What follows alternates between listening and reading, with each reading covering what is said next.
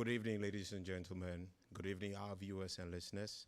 You're welcome to today's Energy Manifesto Town Hall, brought to you by the Ghana Chamber of Bulk Oil Distributors, with its partners, the Ghana Upstream Petroleum Chamber, the Association of Oil Marketing Companies, the Chamber of Petroleum Consumers, the Africa Center for Energy Policy, the Public Interest and Accountability Committee, PIAC, the Chamber of Independent Power Producers, the distributors to bulk consumers, our media partner, City FM, and the LPG MCs as well.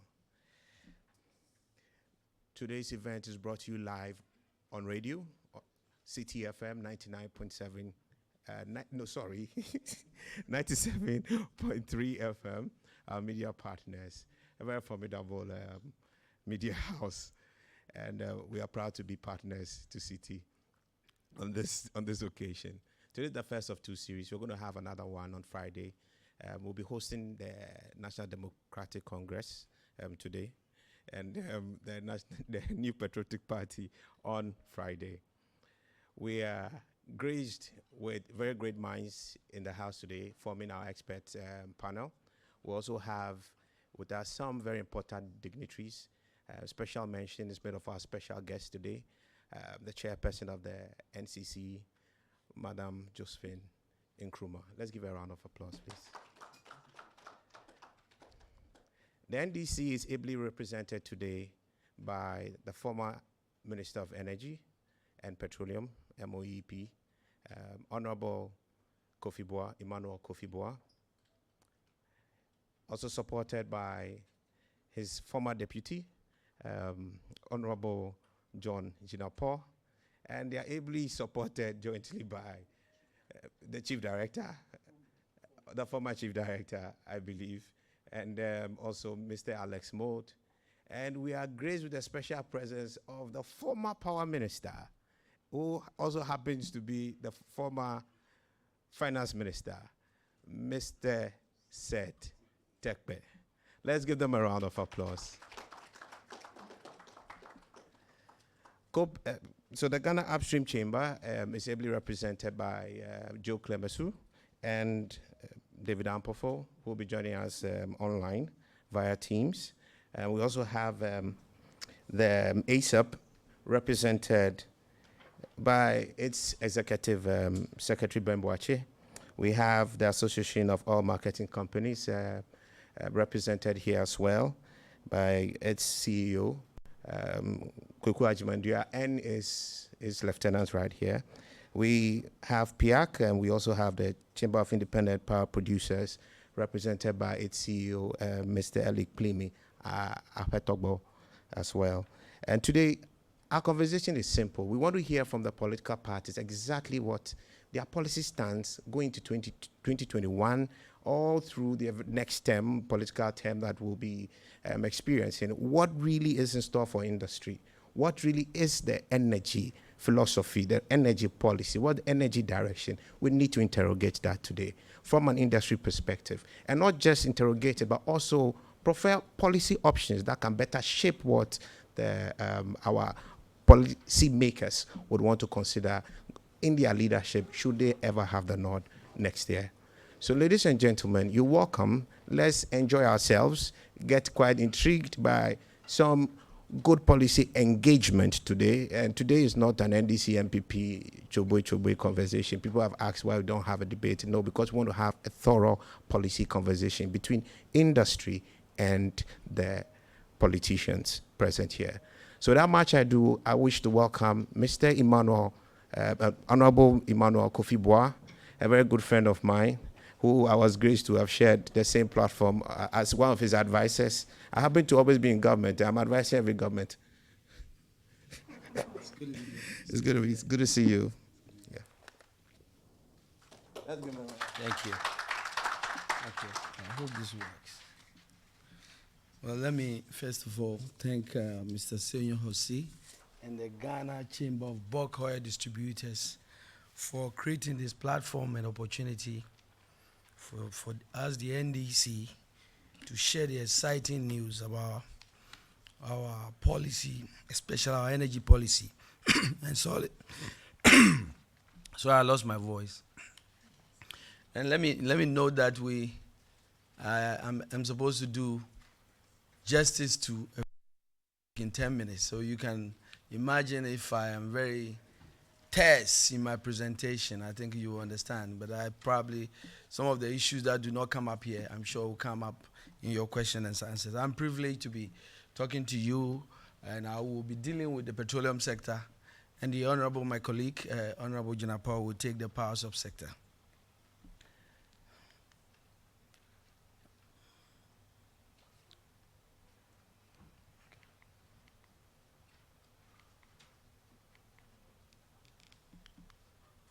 I hope I'm moving. Okay. So I'll be focusing on our People's Manifesto, our developmental priorities, the petroleum sector. I'll focus on the downstream sector and the upstream sector, and then I'll conclude. The People's Manifesto. Our manifesto is a social contract between the people of Ghana and the NDC. And as social democrats, the NDC seeks to create opportunities for all of us. Our manifesto is to create opportunity for all of us to develop, Ghanaians to develop to their full potential.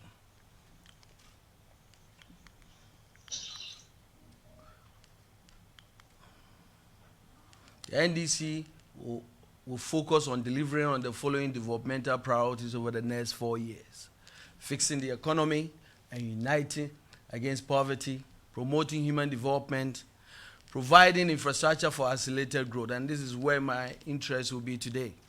And creating sustainable and decent jobs, we've titled the Jumapa, and promoting good governance, anti-corruption and accountability, and deepening international relations and foreign affairs.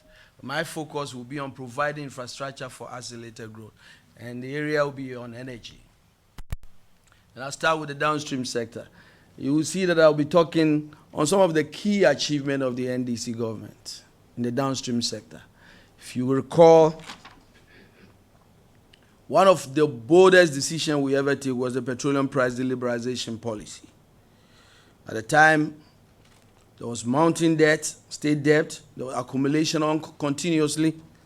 And if you are a BDC here, I think you recall that vividly. Foreign exchange losses and premium payments for emergency cargoes. We took a bold decision and brought Ghana into petroleum price liberalization. The verdict is out. In the last 10 years of the price liberalization, and according to Seaboard, annual report last year, for 10 years of the price liberalization, we have saved 3 billion Ghana cedi as a result of that policy switch. And that to me is very, very important. And so you saw that this is one of the areas that led us to S-Line. We'll talk more about it. It also led to some of the critical policies we made to try to address the challenges of the banking sector, especially the payments that were really threatening the banking sector.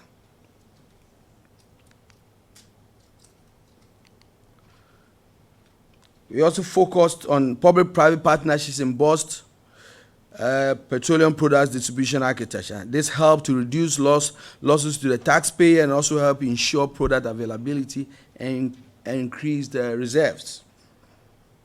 And that, to me, is also very, very important. One of the very clear challenges we had was that on an annual basis, the storage facilities that private companies were putting petroleum products were having annual losses of 40 million Ghana cedi. We stopped that immediately through this arrangement and continue to basically strengthen TOR to provide its core mandate, making sure we have enough strategic stocks for 8 weeks. And the NDC is proud of that record.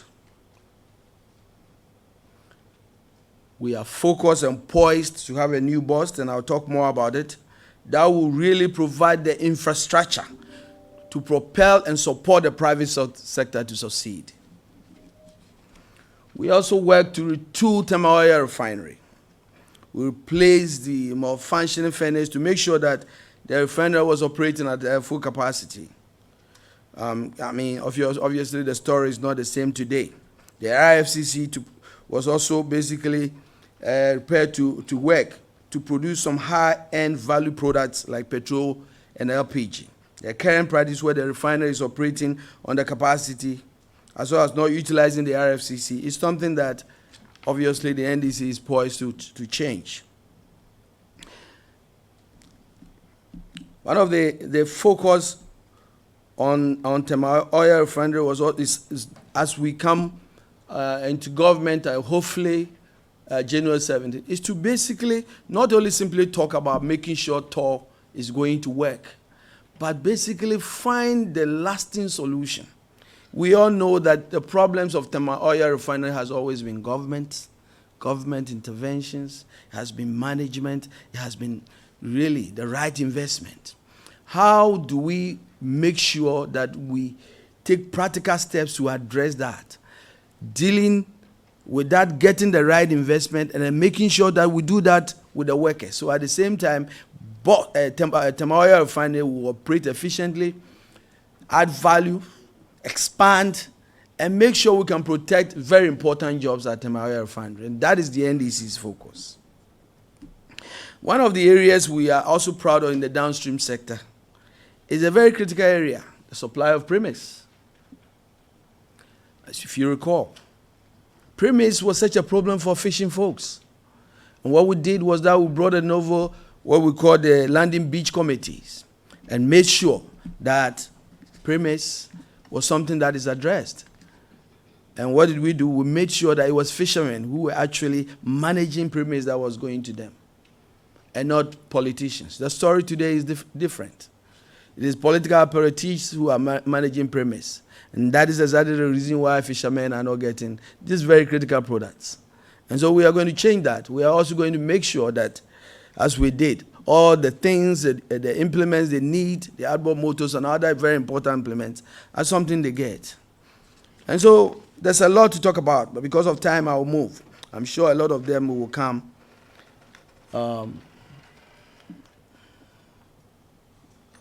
And so there are a number of policies because of what we've been able to do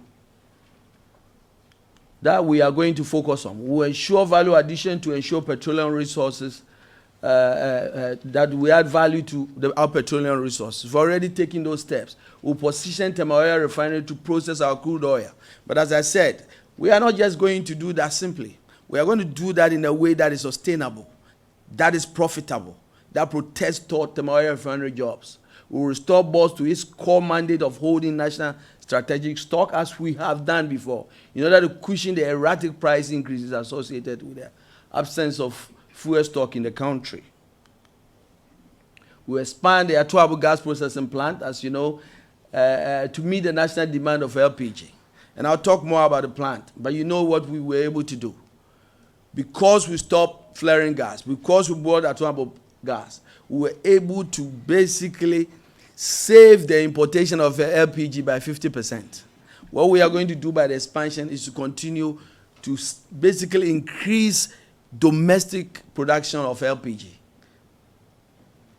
We will aggressively promote LPG use as a preferred cooking fuel with expanded local manufacturing of cylinders. And I have to really talk about what is really of interest to the industry, the cylinder recirculation and all the issues around it. The NDC is coming to power with the clear interest of Ghanaians at heart. Our intention to basically bring the LPG recirculation is never to basically collapse businesses. We are going to work with the industry. We are going to make sure that LPG stations, people who have really sustained this country for years, are not going to be told overnight that your business is collapsed. No. We are going to do it with them and make sure that their business are sustained and work gradually alongside this policy. That is the NDC's approach. We'll revert to the use of landing beaches committees, and I've already stated that. And so, basically, I think there's a lot to add, but let me go straight to the upstream sector. You know, we asked a fundamental question in the petroleum sector, I remember in January 2009. There has been oil discovery, 2 oil discoveries, and let me make it clear. The NDC's record is 21 commercial oil discoveries. But we ask a fundamental question. How are we going to be different? How is Ghana going to make sure that when we start producing oil, the revenue from oil is going to really be protected and that the people of Ghana are going to benefit? What are we going to do to make sure that these Ghanaians will participate in the industry and they will be the real beneficiaries? What steps are we going to take to make sure that we have a regulator to protect our interest? And what other steps can we take to make sure that there's a plan in place to take us along in terms of how we protect and build our gas, and once we brought Ghana in the gas era? And so every legislation, every regulation in the petroleum sector, I'm proud to say, was brought by the NDC.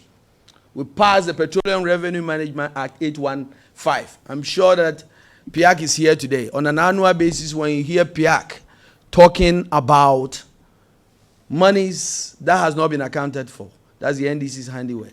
We intend to strengthen the PRMA to make sure there's clear accountability.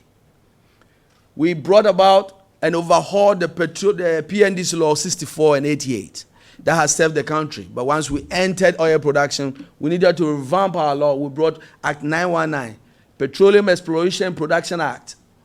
And what was that important? It was important because it brought in its wake transparency in how we awarded blocks. It brought transparency in everything we did.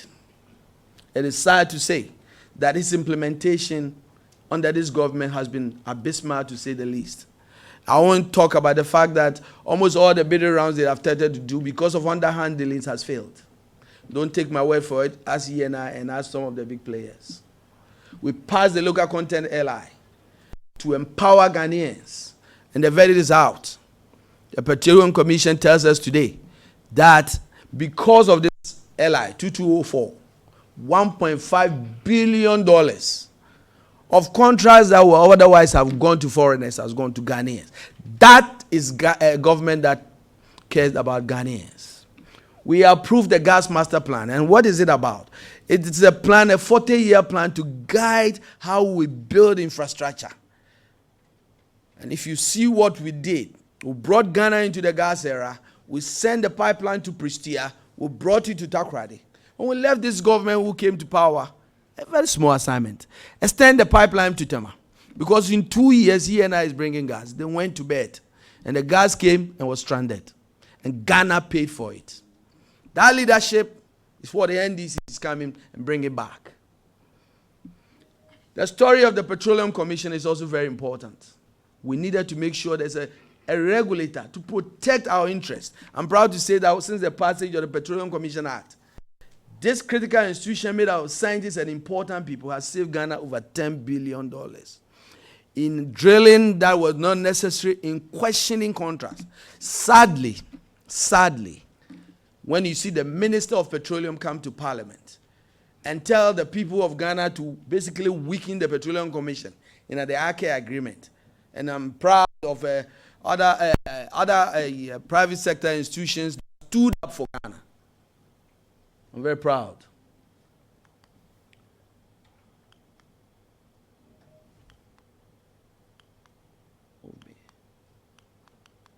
I need help. It's not clicking now. Oh, you go? Okay. So, this is the next step of the NDC handiwork. As I said, we brought Ghana to the gas era. We increased oil production. And the record is very clear. We set out a policy that there will be no flaring. People thought it was impossible, but we did it. What went into building the gas infrastructure is something very important. Some of the steps that are supposed to have been taken the last 4 years to make sure the expansion of the Atuabo gas processing plant, another very important steps, has not been taken. The NDC intends to come in and make sure that we expand the Atuabo gas processing plant, increase LPG production, as I've stated. But more importantly, it was because of a lot of the steps we took. We increased investor confidence. And as a result, you saw 3 major oil productions. I ask you today, for 4 years, not one has been added. and I sanko for Jinyami. And the argument that has constantly been made, and let me make it clear. We made a decision to bring FPSO Atamel's FPSO Kwame Nkrumah and the ENI project. We understood what was at stake. The ENI gas was non-associated. But we had to ask ourselves, do we produce that gas or we leave it? Is there a better option? Yeah, we thought it was, because it was better than continuously importing LCO. And I'm sure my good friend Jinapa will tell you how much savings this country has had since all this gas came in. And it's part of the solution. The reasons why we now have the light on, because of this critical project. So when we tell you that we solved them, so we solved it with financial solution with ESLA, we solved it with bringing Ghana into the gas era, and we solve it with power additions that my good friend will talk about. And so when we say that the next NDC will prioritize the use of oil and gas resources to propel accelerated economic growth, job creation, and rapid industrialization, we know what we are talking about. We said that we are basically bringing gas, but gas will be used for power production beyond the use of power production. We are now going to focus in making sure the quantum leap in industrialization that has eluded this country, we are going to use gas to propel it. It is not by accident that we focus our gas, sending it to Pristia. And today I'm proud that industries in the mining area have begun using gas. We've started having glass industries that are producing a lot of other things using gas. The future of gas into petrochemical industry and other plants can only be implemented by the NDC government that started it in the first place. We are going to set Ghana on the path of achieving a production target of 1 million barrels. And how are we going to do that? We are going to do that by making sure we begin to attract investment again. We've done it before.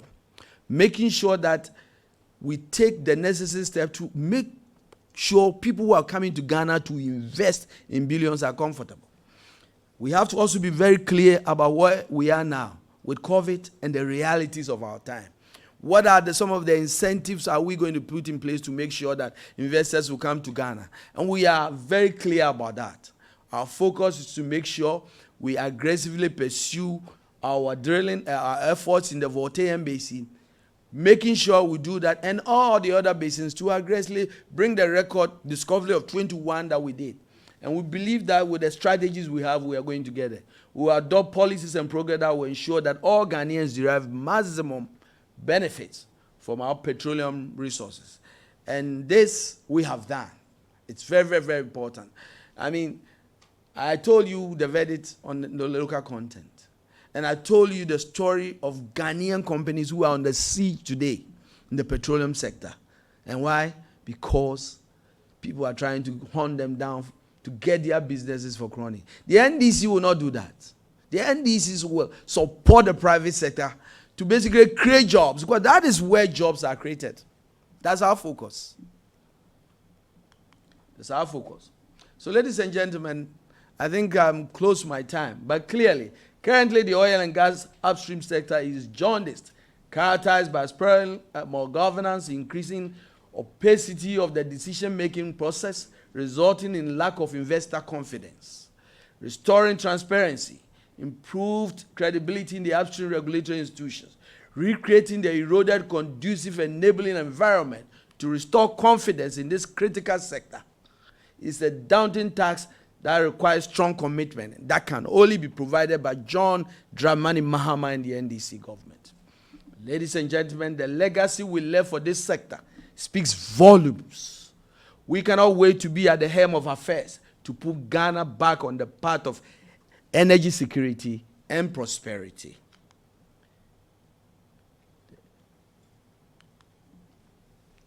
Thank you very much. Thank you.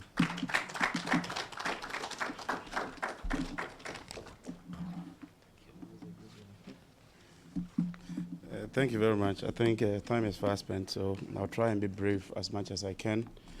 I have always said that the first engineer is God himself, because in Genesis 1:3, God commanded that let there be light, and there was light. And so when it comes to the power sector, the key issue is how do you keep on lights in a sustainable manner, in an affordable manner, and taking the overall totality of the country's developmental agenda into consideration.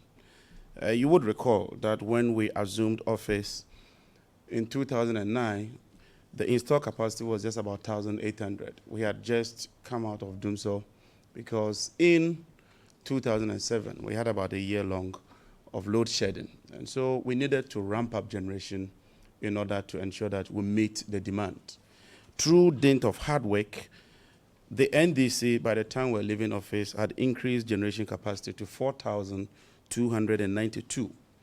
And we're not just talking of installed capacity, we're also talking of available or dependable capacity of about 2,488 with a reserve margin of 443.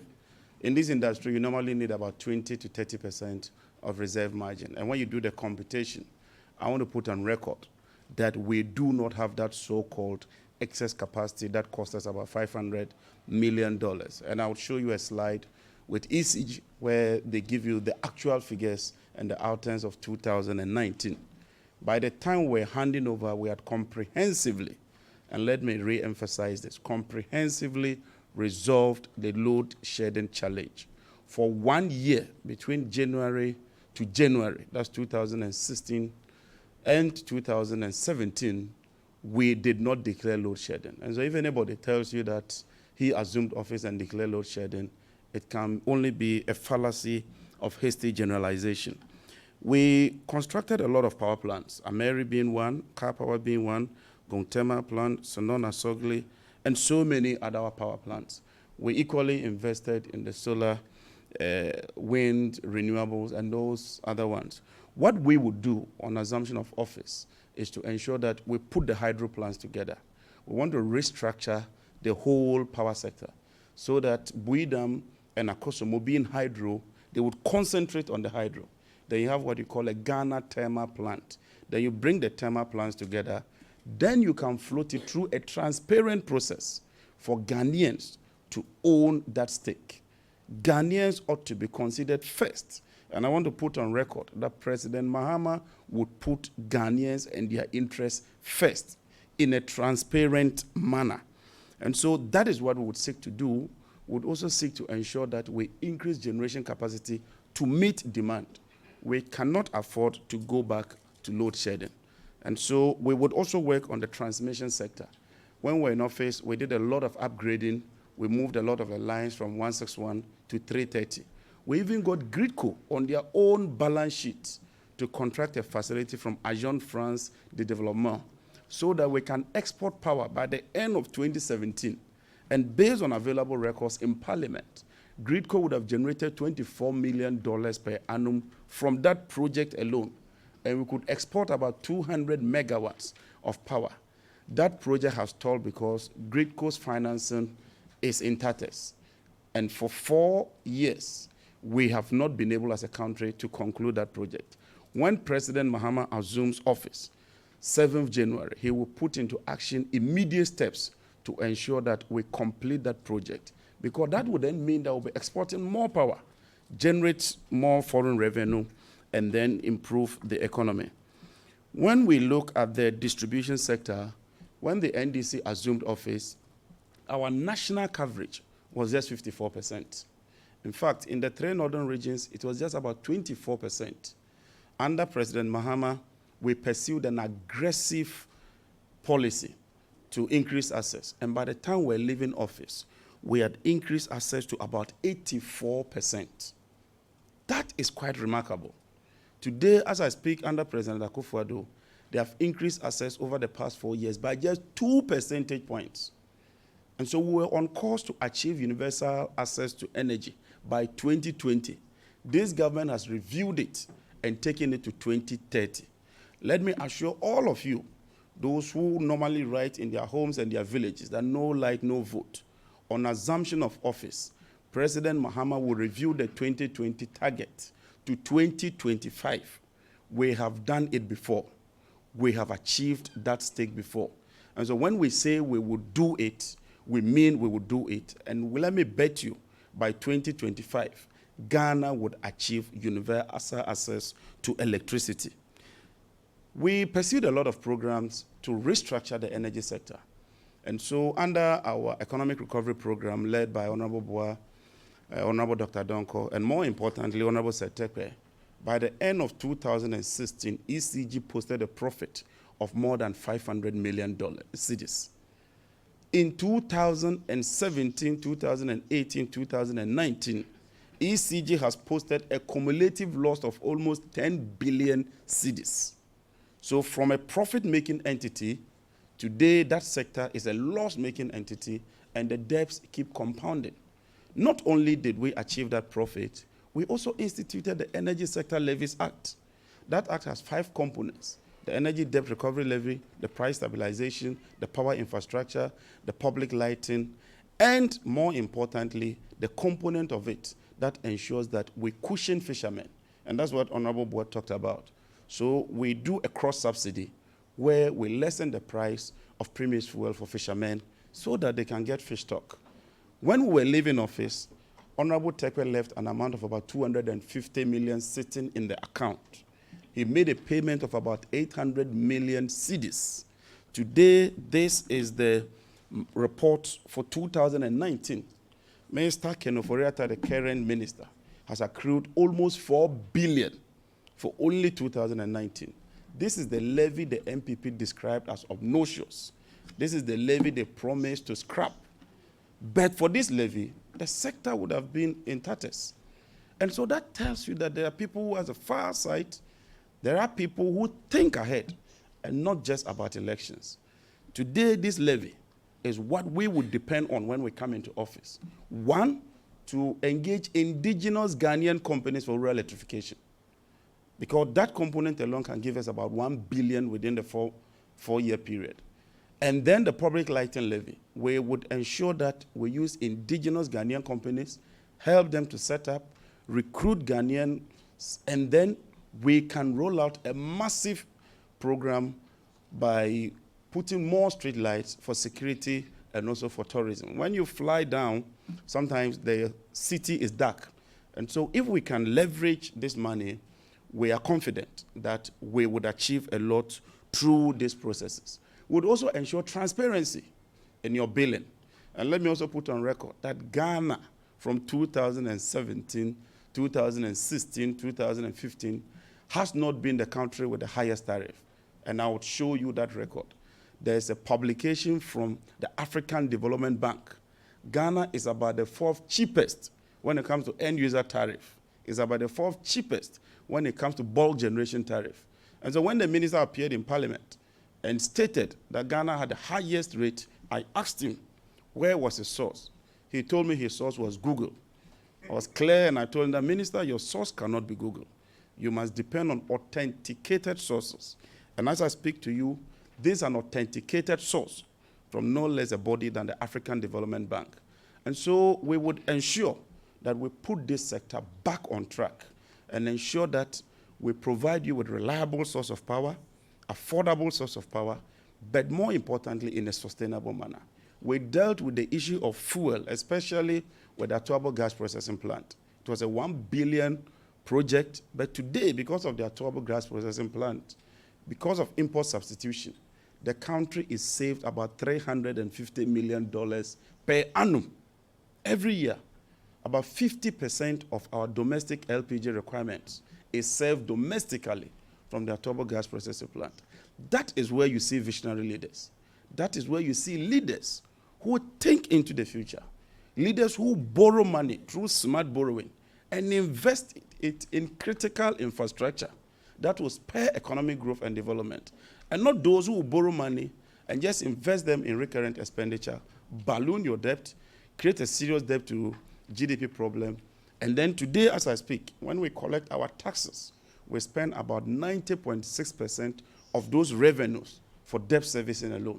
This country is broke. We need to rescue this country. We need to save this country. It is a collective responsibility on all of us to ensure that on the 7th of December, when you go to cast your vote, think of Ghana first. Think of 2 leaders, one who has a vision, one who thinks into the future, and one who resorts to populist rhetoric but cannot show anything for the money that has been collected. In the oil sector alone, President Akufo-Addo is collected about 4 times what President Mahama got in terms of revenue. So the question is that what is there to show? At least we can boast of hospitals, we can boast of airports, we can boast of monumental, significant achievements that will outlive President Mahama and his generation. That is a leader you can trust. That is a leader you can hand back this country to. And I want to assure you, ladies and gentlemen, those watching this program, that if you have any doubt in terms of who to vote for, I'm convinced that President Mahama is the right person that you vote for. Thank you very much.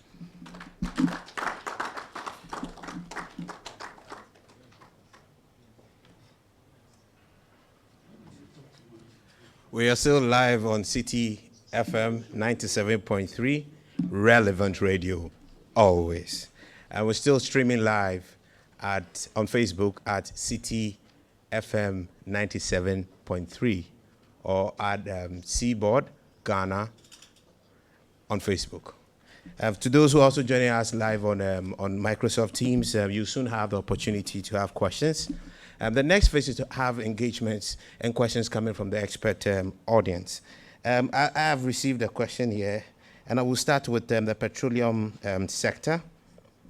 And I would humbly request, Honorable Buah, you pick a pen and paper.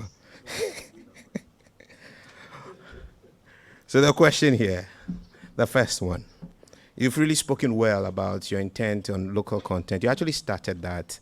I was part of that process, and yes, we'll have to congratulate you for that. You initiated the process. You walked through the upstream one and the downstream one. You started, but you never completed. And the question here really goes into that particular one. The all boy berth, the ABB, the CBM, the all boy berth in Tema, it serves as Ghana's main mooring or berthing facility for the Eastern Zone, which also serves as the primary gateway for product imports. Ghana imports over 75% of its product needs through this facility. This was constructed in 2006 under a build, operate, and transfer arrangement by Trafigura for the government of Ghana. The BDCs, who account for the largest use of the facility and funded the payment of the facility through its utilization, proposed in 2014 to purchase the facility upon the expiry of the BOT arrangement in 2016, either wholly or in partnership with government, and also develop an alternate facility to feed the country in case of any major crisis with this facility. Your government in 2016 totally overlooked the proposals of the Ghanaian private sector players and even failed to even hold discussions over this proposal. You opted to grant a concession to a foreign company through toll, and in addition, you actually dashed any hope of the Ghanaian BDCs from developing an alternate facility by forcing a monopoly without the approval of the MPA or the anti-monopoly provisions in the MPA Act. By granting exclusivity to the concessionaires for 15 good years. Ghana today faces a major single point risk under this situation. If that CBM goes down for any reason, whether it's terrorist attack or you actually have a major technical defect, this country will be on its knees. Question, 2 questions under this. 1, how do you reconcile this action of yours with claims of your commitment to local content and the growth of the Ghanaian sector? Practically, you turned your back on your own people and people who actually funded that entire project, because it's the BDC throughput that pays for it. Number 2, will you revise your policy stance on this matter and vary this exclusivity and allow the development of an alternate facility by the private sector, possibly in conjunction with government, to avert the monopoly and ensure product supply security? That is your first question from the BDC subsector. There are actually 3 questions that have been tabled. I don't know if you would rather take. Well, I think we'll take it all, and then you respond to that. Then we also move to ASAP next. So the second question. The second question. The first one is question A, section A. We are going to section B. In 2015, you commenced an aggressive government domination policy action aimed at having toll. Yes, Tor, Boss, and Goil to strategically align and dominate the downstream sector. This led to Boss, the infrastructure company, actively trading and becoming Ghana's largest importer in 2016, while Go Energy, the BDC and trading subsidiary of Goil, became one of the least importers, despite being the largest BDCs and oil marketing companies in the country at the time. This model led to Goil selling at about the lowest prices at the pump. In simple terms, Boss was selling at prices lower than market and cost to Goil to render the private sector uncompetitive. The invoices are there to bear witness. This market interference by government inspired a spike in illicit trading by petroleum service providers to enable the private OMCs compete. This move to survive then turned into the norm and has since led to a loss of 2.4 billion in taxes between 2016 and 2018. And 2019 is expected to be worse or as bad. Reports suggest the culpability of state security institutions and politicians, as well as petroleum service providers across the divide. Dangerously, we are building a huge underground economy with the ability to ensure state capture by miscreants as these funds continue to flow into political party financing across board. The Boss MD, at the time, boasted of Boss making profits. It had actually turned Boss around, was the argument at the time. In 2017, after the review of the Boss books by the new government, it was revealed that Boss rather posted an all-time record trading loss of 624 million Ghana cedis. This loss is being carried by the taxpayers and is still being funded significantly by the output of private OMCs and private BDCs, who are the vehicle for generating your S-line that is now being used to fund this particular thing. The questions here: what is your government policy stance on Boss and its focus? How can how can the private sector be assured that your government will be committed to establishing a fair market space where all are allowed to effectively compete for the growth of the sector and the delivery of sustainable value to customers? C, will you be promoters of government-owned entities or promoters of the entire ecosystem of players? And finally, under that, how do you intend to reverse this illicit trade situation that is bedeviling us as an entire economy? Bear in mind, the downstream sector accounts for about 13-14% of total domestic tax income. Thank you. Thank you very much. I think you can clap for him. It was a speech. I think that the first thing has to do with the CBM and the decision to make sure that at the time that Tor is basically the facilitator. I think it was done at the time for very good reason. And the intention was a good one at the time. But it's very, very clear to me that this is a decision that has to be taken a second look at, and to make sure that we address the concerns that you've raised. The singular focus of the incoming NDC government, God willing, is to basically strengthen and propel the private sector. And to that extent, our focus is to re-engage, look at that situation. I remember the option on the table is, for example, Levies is coming together to build an alternative CBM. Those are options that we are very anxious, ready to engage the private sector so that we can strengthen the private sector going forward. I think that the other important question that has been asked has to do with the issue of bust trading. And clearly, again, I point to decisions that were made and the circumstances at the time. And I won't take you back, but you remember that we were dealing with a gun on our head from the BDCs. And we had a responsibility as a government to make sure that if BDCs decide to basically bring the countries on its needs at a time, would that be an alternative to make sure we have petroleum products and businesses, hospitals and life going on? That probably led us to that decision. I think it is time for us to review that decision to make sure we take decisions that will propel and strengthen the private sector. Let me make clear what the policy of the NDC government when it comes to BOST is.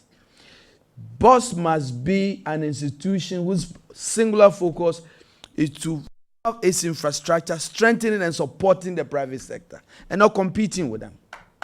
And that is what we will do. Thank you very much.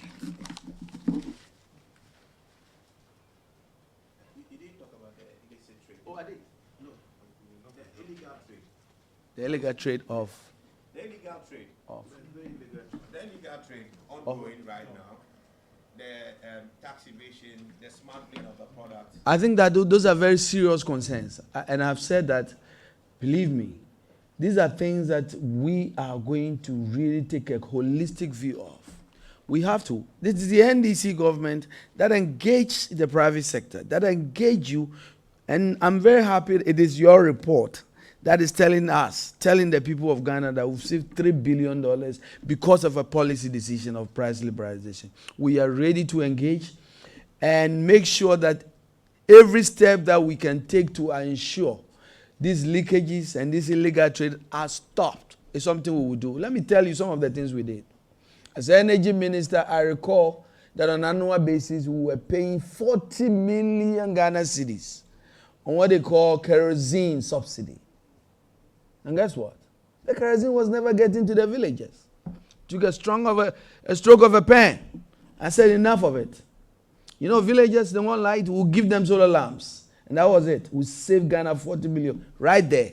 We are ready to engage to make sure that the private sector is strengthened and make sure that any illegal activity that is going to be an impediment to the private sector growth is something that we stop. So we are excited and we are ready to make sure that we strengthen the private sector. That's our singular focus.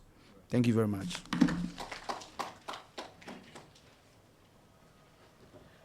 Yeah, we'll call on ASAP.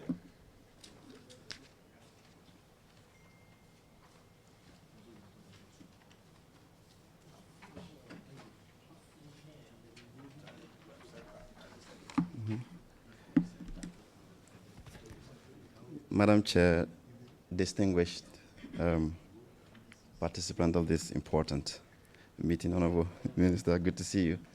I think my attitude towards this year's manifestos, really, and based on experience, is that I want to hear a conversation that says that when I have the mandate, I want to create a platform to engage on the broad strategies that you have for the energy sector. Because situations tend to be fluid when you have power. And most often you become so uncontrollable. And how you want to engage and ensure that decisions are not rushed, we can properly process decisions to ensure that they benefit the people and have a long-term perspective to the decisions that we take. I think that is the commitment I'm looking to hear from the political parties, because that is what we are always lacking. We hear the beautiful print, we see the print, we hear the stories, but when it comes to implementation, because you are promised and it's on paper, you pick it and you start rolling it. Whether the process is faulty or not, you don't care to listen to anybody. And that has been a big problem. It's been good listening to, the past achievement. We've worked on some of the policies and the laws, and we contributed to it. And it was refreshing to hear you say what happened in the past.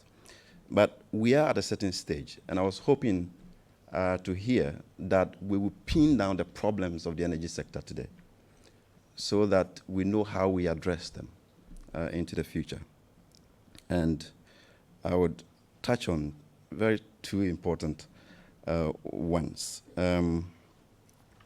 When it comes to the fuel smuggling, the downstream that Senior was talking about, 2 years ago, the estimation was that it was costing Ghana about 2 billion cedis a year. And it is not just ordinary people. This is not gold bars that you carry. and go away with. These are truckloads of products that are crisscrossing across the country, smuggled offshore into Ghana and sold into the system. So it is a heavily compromised system that is allowing this leakage to fester. And if you check the trend, it's so alarming that all of a sudden, our growth, consumption pattern is curving down because people are profiting from it. If we're able to smuggle a truckload of petroleum, you have 100,000 cedis. Cool chop. So in a week, if you're able to do 5 trucks, and these are people who are becoming so powerful and difficult to fight. So it's a problem that has to be diagnosed, and then we see how we deal with it to provide the resources that are required for development. So I want to hear how you deal with that. There is another big issue that we haven't really talked about, and I understand why. Not just the NDC, the MPP would also talk about it. The problem we have in the power sector today, really, is the distribution system. That is the bigger issue. I don't want to call it an animal here. You know, so now PDS is gone. There is no other discussion on the table how we fix ECG to ensure that there is no discussion on how we fix ECG, and perhaps nobody wants to touch the workers of ECG at this point. So both parties are playing safe. But we need to have that hard conversation about how do we fix the distribution of electricity to ensure that into the future we can sell power and recover the money to pay the value chain. Because as we speak today, we cannot pay for gas. So you have to cough about $30 million every month to pay for upstream gas because ECG cannot collect the revenue. And we are afraid to talk about it. You know, so these are hard issues that we need to engage on. But most importantly, how do we commit to engage into the future? Engage with industry, engage with civil society, engage with citizens to ensure that decisions that we are taking actually promote the interest of the people. One thing that came up also here is TOR. And maybe a further probe into how you will deliver a new TOR is also important. Can we have a new conversation about disposing of the asset? Can we be bold to do it? Because government has tried time and again, and it's not working. We keep pumping money, and it's not working. You know, you often get agitation from the workers, and we withdraw. But the reality is that it is not even serving the interest of the workers. Because if you have a semi-functional entity, your salary is not going to go up. It's not performing. So how do we have a conversation about ensuring that we can either introduce private investment into it or dispose of it entirely to ensure that that facility doesn't continue to lie waste? I think in the interest of time, I would allow others to come in. Thank you.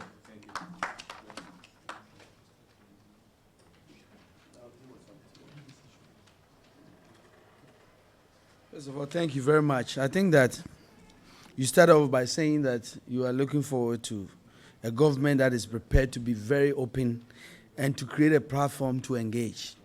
President John Dramani Mahama, the incoming president, God willing, is ready to engage the private sector. And I'm very proud of the record we've had with engagement with a lot of you. You know, I talk about Act 919, I would never forget ASEP and all the banters, but it turned out well for our country. I am very convinced now that the private sector mean well. I mean, look at the level of collaboration and engagement we've had on critical national issues, on AKE, on AGM, on AJAPA, on PDS. We are in opposition. I think it is very clear, and I remember President Mahama saying that. So why won't we engage you when we are in government? If we engage you on these critical issues of national interest, we have to be very open to engage you. And we are ready to do that. But our record is clear. It is the NDC government, for example, that passed the fuel marking regulations to make sure we stop the evasion of taxes and the smuggling issues. It is the NDC government that passed the fuel tracking also to make sure that the marking and the tracking to stop adulteration of products. And these are very critical. And there are a lot of other issues that I want my good friend, but you made a very important point about thermal air refineries. I don't think that the new NDC government is going to shy away from that. And I think in my presentation I said, the NDC government is ready to address in practical terms how we deal with toll. Because we believe that it is possible to address the three critical issues that has always been a problem with toll. Government.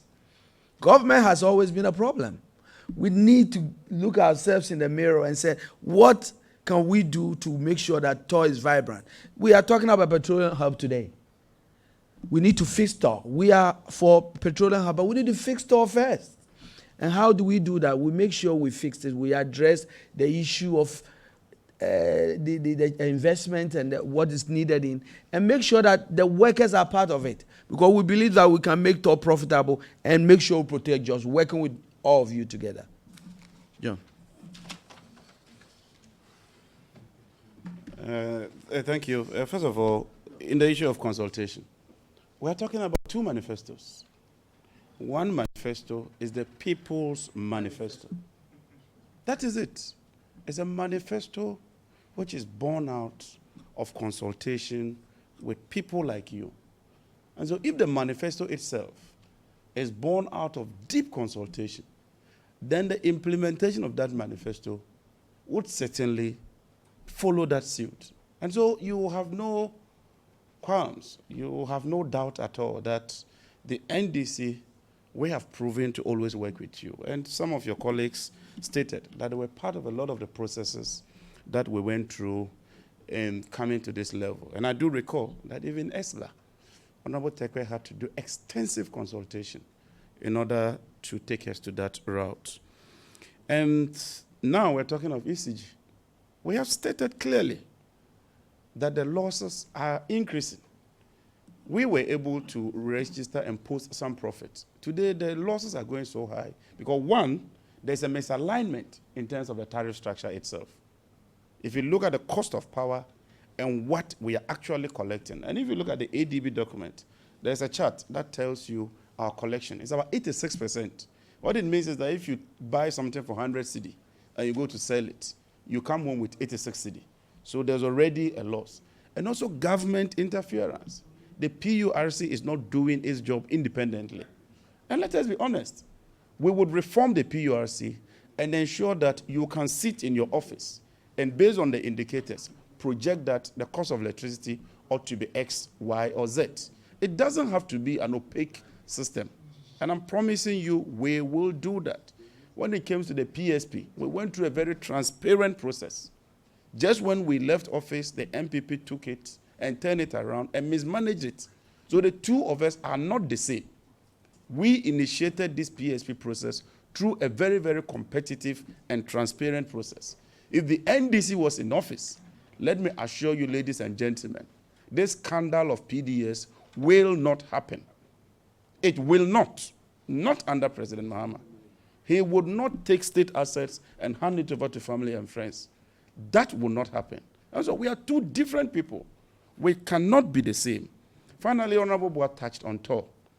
I hold the view, and most of us hold the view, that we can restructure toll. It's a difficult process. We are aware of that. And that's why we instituted and constituted the Ghana Infrastructure Fund. The essence was that we take some of our oil revenues, put it in that fund. And those of you who would read the PIAC report, for 3 continuous years, almost 2 billion cedis cannot be accounted for. I just read the latest PIAC report. About 1.something billion cannot be accounted for. This year alone, we got almost $1 billion. We spent just half of the amount that went into ABFA. The other half cannot be accounted for. And so give the money to GIF. Let GIF look for a strategic partner. And let's restructure toll Because in refinery economics, Tor meets most of the criteria. One key issue has to do with economies of scale. I hold the view that Tor should be able to process between 100 to 200,000 barrels of crude oil per day. And continuously, the breakdowns is also a problem. So sometimes people talk about the workers. Yes, you can look at the workers and trim down. But even if you have very limited workers and the refinery keeps breaking down, you have a major problem. We attempted something by bringing 2 million barrels from 10 for Tor. That was a bold decision. And that is leadership. You must take bold decisions. We would attempt that again when we come into office, so that we refine our own crude oil here in Ghana. We would not continue to export crude oil. We can process it here, and you, the BDCs, can then procure that refined product and sell and even export. So take it from me, it's a challenge, but we are ready. We will take on that challenge. We would ensure that we deal with the fundamentals, and I tell you that Tor can be a shining star. Thank you very much. We'll call on Kofi, but a little comment. Mr. Minister, when people are kind enough to carry $3 billion of your weight for 10 years, there are people you should appreciate in life. There are not people you should actually think of as people with a gun to your head. It has never been the case that BDCs have held a gun to any government's head. Thankfully, one of the people who made BDCs formidable is sitting here, Mr. Alex Mould, and built a finance structure that sustained BDCs. If there's anybody who understood it perfectly, I think he's here and he can speak honestly about it. But it's not been the case. That fear of yours has cost this country 624 million. We advise that, should you ever have power again, be guided about what kind of fears you carry. Fears that can cost 624 million is fears that comes at the expense of people's health, people's education, and the growth of an economy.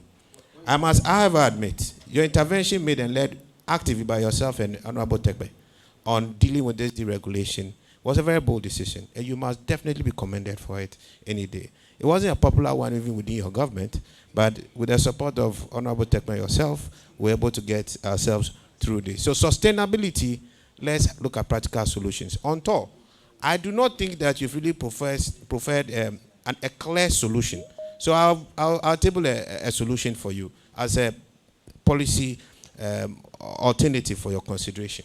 The problem that we have with Tor is not about investments. There's been millions of investments that have been sunk in Tor, and they've yielded nothing. Refinery business is not about sparking machines and getting things going. It's trying to get this done sustainably, profitably. And you need a certain different kind of orientation that does not exist at all. The problem Tor has is nothing but politicians. Political interference in the activities of commercial activities and engineers is not a sustainable proposition. So we really need to see exactly what you intend to do. Are you looking at a commercial, a strategic partner with some partial privatization of Tor or not? Or you are looking at us still keeping the status quo and pumping a lot more money into Tor and coming up with the same results like we've seen in time past? That is the clarity, I think, from a policy perspective, the market will want to have. But you are right, we can't continue exporting crude and importing white products. BDCs will support that any day. By buying directly from Tor. It's a better option any day. But let's fix and take the right decisions and not the rhetoric. Thank you. Kopek. I'm sure I could maintain my seat if you don't mind. For us at the Petroleum Consumers Chamber, there's only one thing that is of interest to us, that is petroleum security, availability and affordability. And so I would need to use the, okay.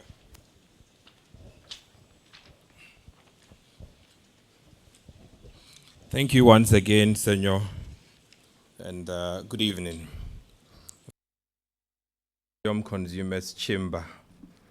One thing is very important to us, petroleum security, availability. And then again, you are also looking at affordability. How much are you selling fuel to all of us? I remember in December, was it 22nd December when ESLA was taken to Parliament, 23rd it was passed, 2nd January it had almost come into effect. What we saw was 27% increases cumulatively on our fuel prices. I must say that at the time, your good self and the Honorable Setekpe were probably the people I hated the most, and I'm sure most Ghanaians did hate all of you for that, because paying more for fuel is not something most of us are, never ready to. More so talk of a quantum jump of 27%. From hindsight today, ESLA probably has served a very good purpose, and I'm glad the Honorable Setekpe is here. We knew you had a sunset clause on ESLA, and it was not supposed to be a debt that Ghanaians were to pay in perpetuity. I haven't seen anywhere in the world where, as you draw down on your debt, the debt rather increases, and then there's much more to be paid. And so if we were told that ESLA is now coming to be a permanent fixture in our petroleum pricing build, I'm quite sure that we would have been on the streets in perpetuity as well. But from hindsight, it served a good purpose. But then again, would your next administration be interested in any way whatsoever looking at retiring ESLA? Because I haven't seen anywhere in the world where debts are paid in perpetuity and forever. TOR debt introduced in 2003, 17 years after, we are still paying. I may hold a different perspective from my brother with ASAP. We believe that TOR is a very viable national asset that needs complete restructuring. And once TOR works, your petroleum security is somehow guaranteed, because you cannot always, like Senor had indicated earlier, if anything happens with your CBM and ABM and all of that, and you can't bring in products, and your refinery is also on its knees, then that could be quite dire. So we will be quite happy to hear, like Senor had indicated, practical steps that will be taken in the next administration of your political party in ensuring that the teething problems with TOR, scrapping TOR will be a cheaper option. In fact, it will be a lazier option, if you ask me. I do think that they have a lot of technical hands in there that could be up to the challenge. But then again, if you don't do what the private businesses will do, where their input cost and output is measured, and it's just anything goes. The politician brings 200 people, they are employed. A job that could be done by 40, you have 400 people on a schedule. If you do not look at these solutions and say with a political will that enough is enough, we are going to give TOR on a performance contract to whichever management. Government will not go there and take free fuel, would not go into, whatever their numbers are. We would give them whatever resources that is needed from the beginning to ensure that it stays. Because others are building new refineries. If they were that bad, I do not think that Dangote would want to invest billions of dollars in a new refinery. Refineries are profitable, they are good, they give you the petroleum security that countries aspire to. And so we do think that you need to fix TOR. How you fix that is what I'm sure the evening is for all of us. Please do not tell us about scrapping, because if you say that to us, then you are telling us whatever the country has achieved from the early 60s when we put together the refinery, probably it was needless altogether, and we want to hear a bit more about fixing TOR. I would say this also bearing in mind the Petroleum Hub Agreement. We've heard figures in excess of 60 billion to fix a petroleum hub program. And one would ask, does your market really have that kind of a muscle to take in an investment of 60 billion? When you cannot fix probably a 1 billion refinery and ensure that your Oklahoma storage look-alike in Boston is functioning as effective as you would want to, then you are talking of a $60 billion. The Ghanaian economy, I'm not sure, is up to that. So what do you propose going forward with the Petroleum Hub Agreement? If you should win power tomorrow, are we still going to go back to the same $60 billion discussion, which we believe clearly no investor will want to come and put his money into this because your economy itself cannot give them back those returns? And the sub-regional market may not also be readily available. Senor, my last one. We're hoping to hear a bit about Ghana Cylinder Manufacturing Company. It is really bleeding as we speak. We haven't heard anything. We didn't see much in the manifesto. And then the Ghana Gas at Atwabo. Senor, in a minute I'll wrap up. Ghana Gas. We had issue earlier in the year about the kind of gas that is coming from Ghana Gas onto the local market. I'm talking of the domestic gas. We raised issues initially, we were rubbished, but in truth, the propane content is quite high if you compare to what other places are using. When we pushed, we got a response with the management to say that a deep propanizer is going to be installed to bring down the propane content. And we were told another 5 years. And so when we hear of explosions at the outlets, we complain. But there's a lot of domestic explosions also ongoing, which endangers Ghanaian consumers. Do you have any plans to ensure that within the shortest possible time, a depropanizer is fixed whilst expanding Atwabu to ensure that the gas that you probably put in there can also come to the Eastern Enclave? Thank you very much. I couldn't finish. That's a cocktail. That's a cocktail. I think that we've been quite clear on the issue of TOR, that as a party, we believe that TOR can be revamped. Honorable Buah talked about it. I also stated that we would prefer, because we've experimented that. We've done the Atwabo gas processing plant. With the Ghana Infrastructure Fund, we've been able to do the Ghana airport. We've done some big ticket items. And so if you can resource the Ghana Infrastructure Fund, that means that you also have some funding base. Then when you are talking to a strategic partner, you can then negotiate with some strength. And so we are clear that we need a strategic partner to partner us. TOR, in terms of location, and if you look at refinery economics, is well located. Because Ghana, we can serve the rest of the sub-region. We are near a deep port. We have very good technical skills there.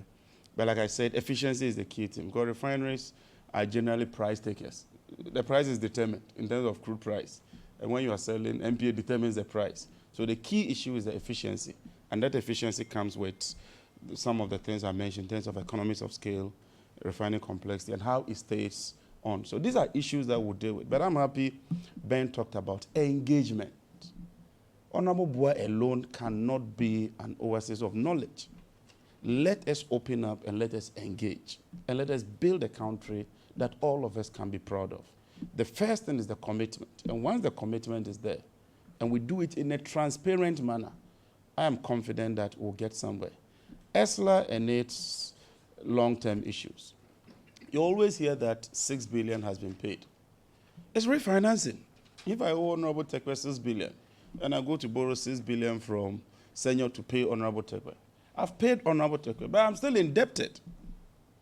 And let's face it. So if you establish an ESLA PLC and call it an SPV, and they go to convert it into bonds, and all they do is just paying the interest component. Like you are saying, some of them will mature in 5 years. And I've looked at the debt service account. I've looked at the sinking fund today. There's virtually nothing there. So what will happen is that they would have to roll over. And out of the 9.2 billion, they've been able to do only 6 billion. The 4.2 or 4 billion is sitting. And it's also generating interest and compounding. And so when you do the computation, we are in a serious problem. And so let's stop deceiving ourselves and face reality. When Honorable Tekwe came with the issue of ESLA, he had a roadmap. There was sunset issues so that eventually we can retire that. At least the energy debt service component of it would be catered for and it will go. But as it stands, it's rather compounding. When you read the 2019 report, we are incurring fresh debt. So we are not just dealing with existing debt or what you call legacy debt, but we are now adding more debt to it. When you put everything together, we are hitting almost 20 billion. That is not sustainable. So let's stop deceiving ourselves, be honest with the people of Ghana, face the truth, and do what is right and proper. Sometimes some of the decisions we take may not be popular, but it will be in the overall interest of this country. And when we do that, at least it's better than trying to be populist. I've heard a lot of arguments about BDCs and all that. Yes, we are government. We don't do accounting profit. We do economic issues. So sometimes you might be angry with us, but we look at the long term and the overall interest of the country. But like I've said, President Mahama, we all know, is a man who believes in engagement. He's a man who wouldn't say that, I know it all. We would keep engaging with you. I'm sure that in our next administration, we would have similar fora with you where we can engage, listen to you, the industry players, listen to you, civil society organization. We would not rubbish you. We would take your comments where it will help collectively. We shall build a system. The issue of LPG. Yes, I think propane is more flammable because it's methane, ethane, propane, butane, in that order. So propane is certainly more flammable than butane. But I don't want to get into too many dynamics. We have a standards authority. Let's empower them so that they set the standards. Once the standards are set, then you ensure that you meet those standards. So let's have a Ghana standards, let's maintain it. If it means that getting all the equipment to meet those standards, we will do that. But I'm proud of Ghana Gas. I think that is a very good investment, and we can do a lot more with that. Maybe Honorable Buah would like to. Thank you. Let's add a couple of questions together, because we'll take a question from PIAC, we'll take a question from the AOMCs. Then the last will be the power sector. That we'll take a question from. We're having challenges with teams, so the Ghana Upstream Chambers questions are becoming quite a challenge to get through. So we'll take from the petroleum sector, so we bury that, and then we come straight and wrap it up with power and go to our online audience shortly.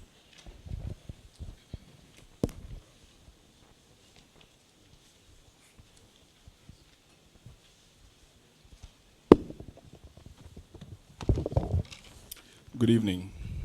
My name is Adiobo Alfred, and I'm here for the AOMC, the Association of Oil Marketing Companies. Basically, our main concern is about the taxes. Currently, OMCs, LPGMCs mostly contribute about 500 million in taxes every single month. And per the current way of paying, we have to pay these taxes after 21 plus 4 days, after every lifting window. Now, due to the competition and all that, many OMCs are not able to sell off all the products that they pick from the various BDCs. Yet, after 21 plus 4 days, if you're not able to pay all the taxes on the liftings you took, you are penalized. There's interest accruing, and this is becoming a huge challenge for all of us, because it means that the OMCs would have to now go back to the banks, borrow money, come and pay these taxes, and the interests, bearing in mind that they also now owe the banks also. And so this is actually not helping them so much, and it's creating a lot of issues for us. Also, what's your plan on helping indigenous OMCs become multinationals? Because for a long time, we've seen a lot of them. Currently, there are over 110 OMCs, yet none of them have gone on to become multinationals. What is the plan of the NDC, should you get power, to help migrate, more like create some sort of congenial environment to help some of these guys become multinational? So basically, eyes on the taxes, how is the NDC going to help OMCs in terms of payment of taxes and then having all these interests and all that? Because we are rooting for a pay-as-you-sell model where there's more like a mechanism by which we can actually see exactly how much you have sold from what you picked up, just so that you are able to pay the taxes on the volumes that you actually picked, and then have sold, not what you have picked during that period. Exactly. So basically that's our question for you. How are you going to help us to pay our taxes without having all these interest charges and penalties as we go along the way? Thank you. Piak?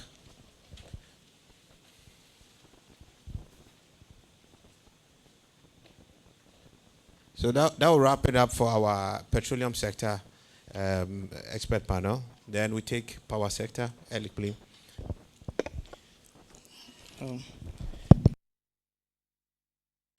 Just one or two for purpose because of time.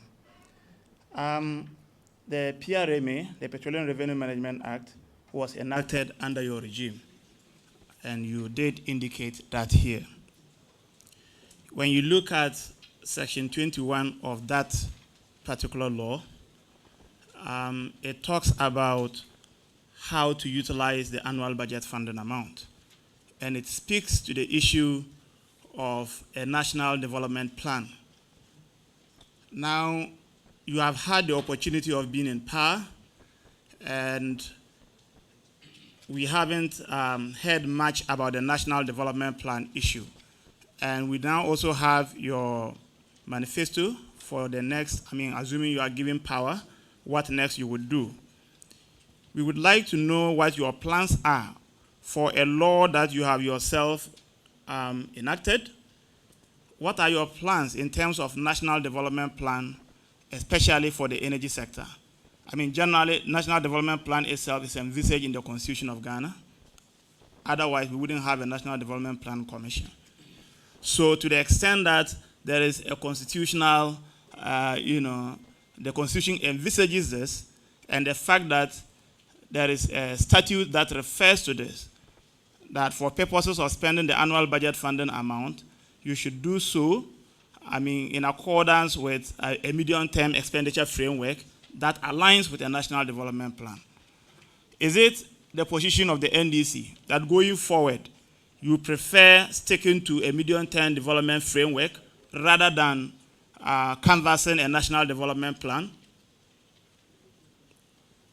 That would be one. And then the last one is, mostly when money is allocated to the various sectors of the economy, it so happens, and consistently PIAC has found out, that either some of these monies are not spent at all.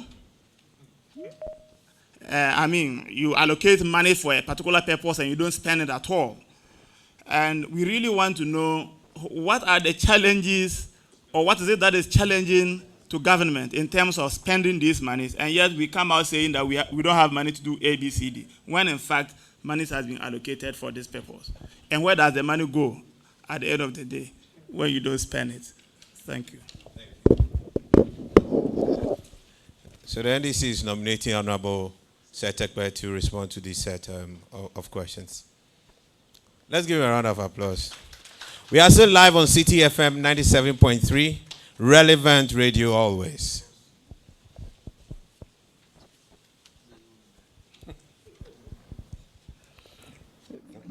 Thank you very much for the opportunity. Let me, my good friend, Senior Jose, there was no hostility towards BDCs. And I know that we had our arguments. But it was a question of a strategic stock approach versus continuing to pay subsidies. And the monies that were given from the initial ESLA flows to TOR went to support a strategic stock, a strategic storage approach, which the United States, South Africa, and many countries, even you will recall that when the strength of Saudi Arabia lies in the strategic stocks that they hold. given the oscillation in prices, which can rocket to $100 per barrel, which was the issue of VRA, and then come down to $25, $35. Many countries intervene to stabilize the price between a floor and a ceiling. And that is what we were attempting to do. You recall that the conversation, veered up, to the point where we were inviting the BDCs, yes, to be partners because if you want to hold strategic stocks, you also need tanks, fuel tanks, so that infrastructure fund was going to come in to promote that activity, which would also help the landlocked countries and the value chain, so that it will serve a West African purpose. And so simply that was, the strategy. It yielded some results. What many people saw as using Goya, to disrupt the price was one of actually a strategic intervention.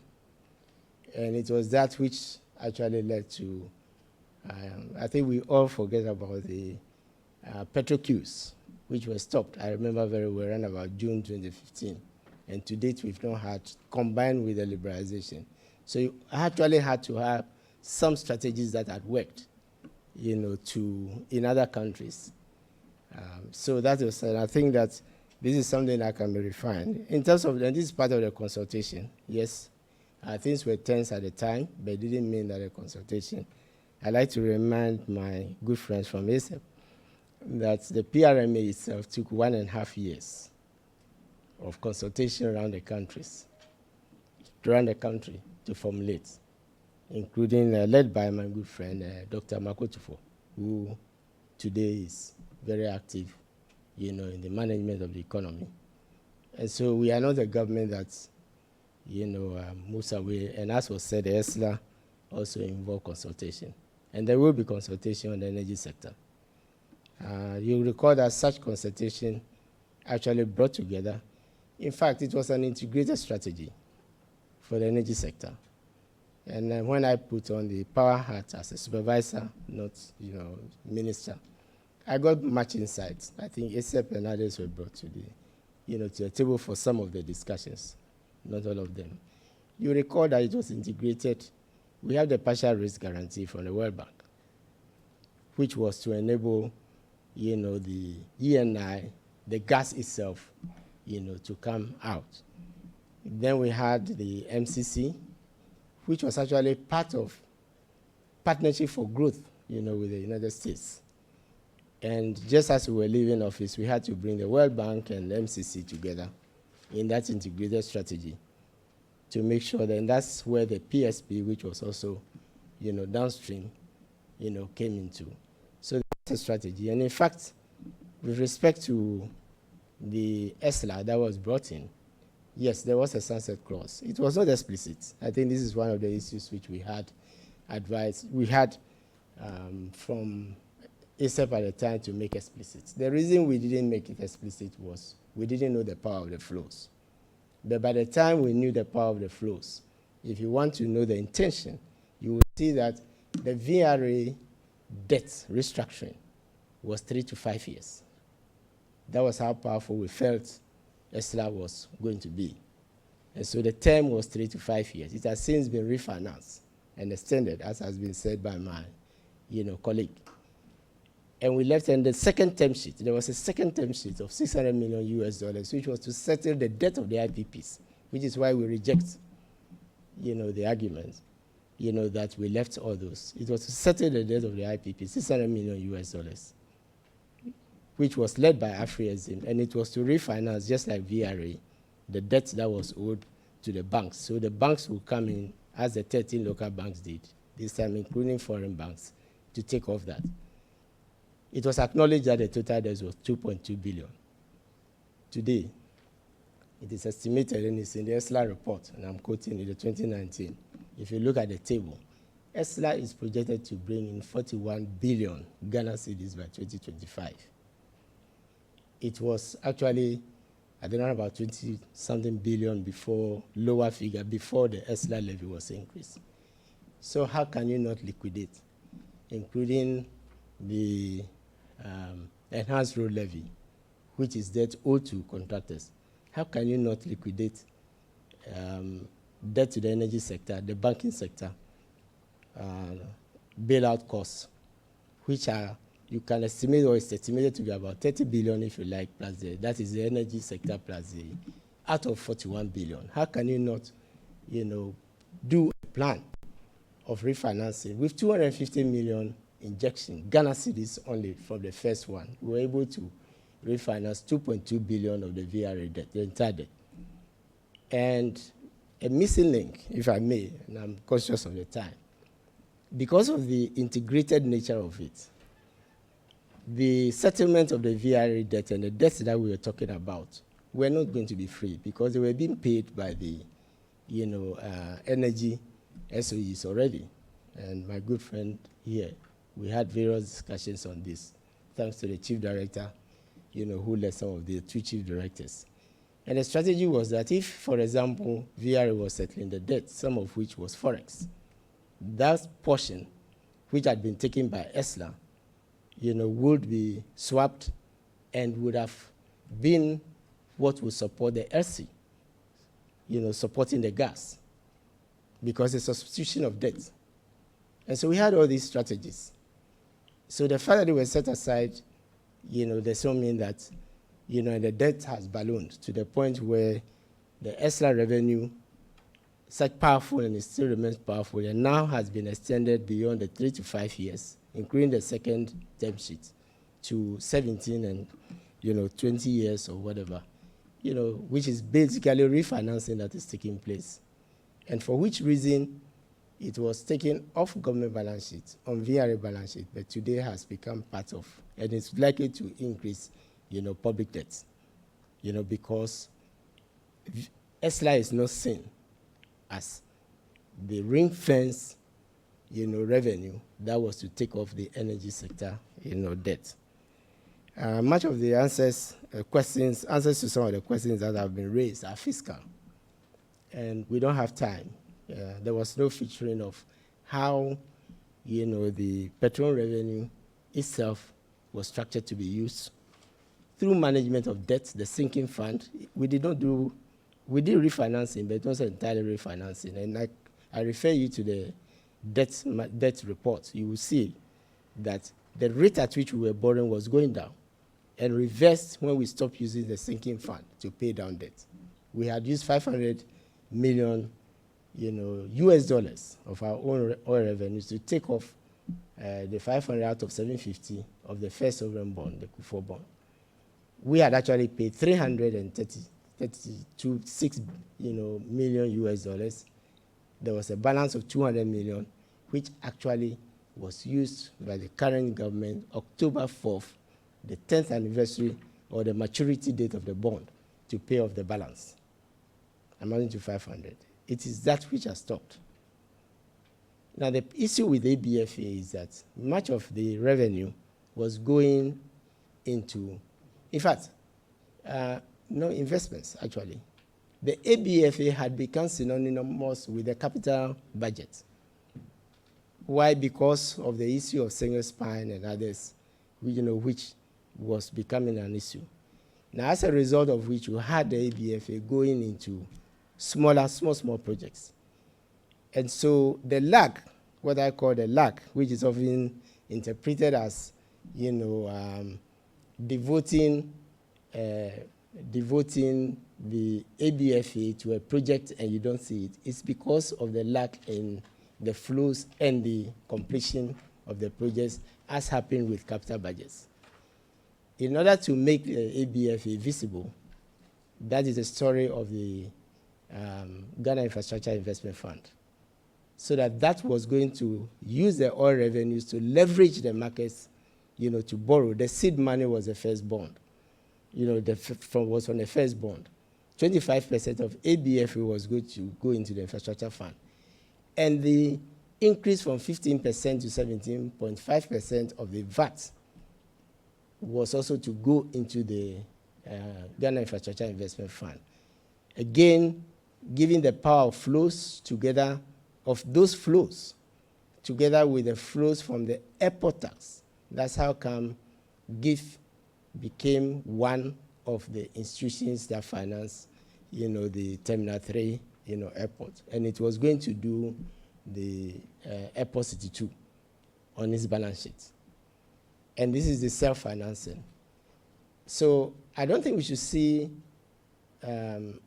development, as you question, you mentioned, only in terms of the projects. But the power to finance the projects is what matters. And you will see from Dubai to Singapore to many countries, and even Saudi Arabia.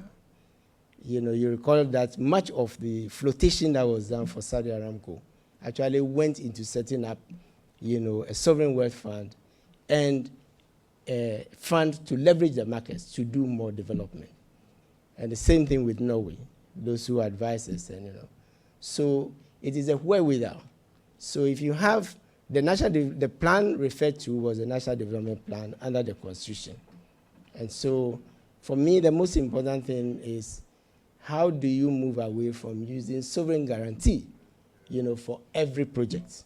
And that is how the self-financing model using. And in fact, we have started discussions, alongside commodity bonds with GMPC to use the GMPC funds, if possible, which is for the portion that's for infrastructure development, together with, the funds of the infrastructure fund, so that we could go into the market with force, and it yielded results, because actually by the time the first sovereign bond was had come to maturity, the yield was 4.5%, which is why the 200 million was not, traded.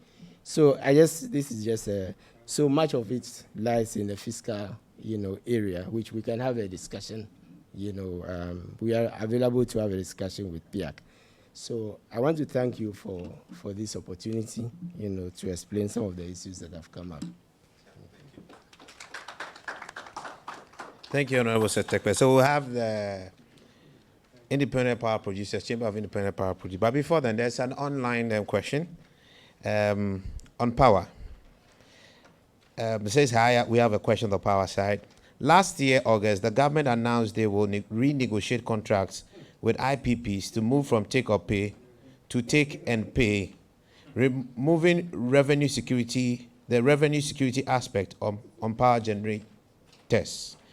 What is NDC's views on take and pay versus take or pay contracts, and if they think the change will affect new power projects and thus likelihood of job creation?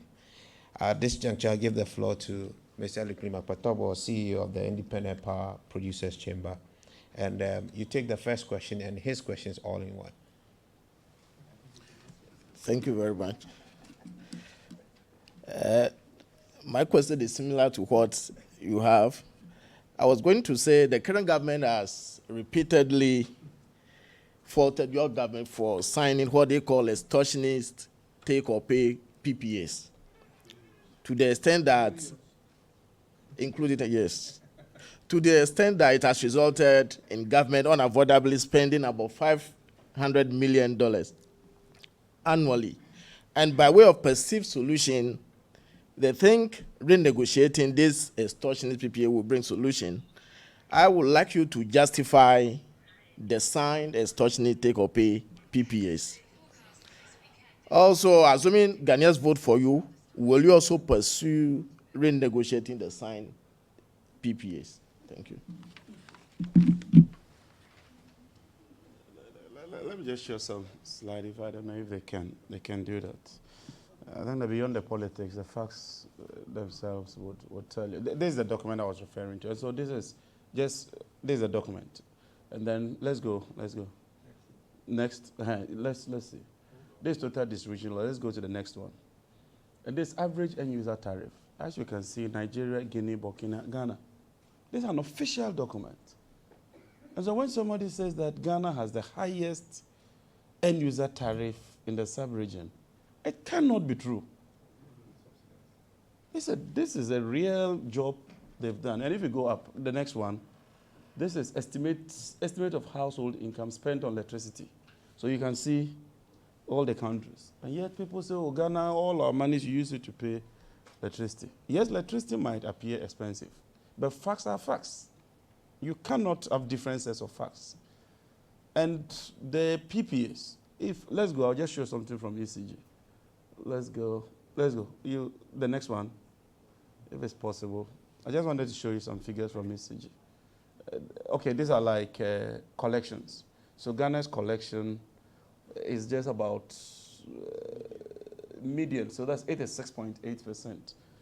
You see, Niger is doing 98, Mali is doing, so even that alone is problematic. And then let's go to the next one. These are corporate statistics from ECG. So if you look at 2016, they made a profit of 583. 2017, a loss of 642. 2018, a loss of 2.5 billion.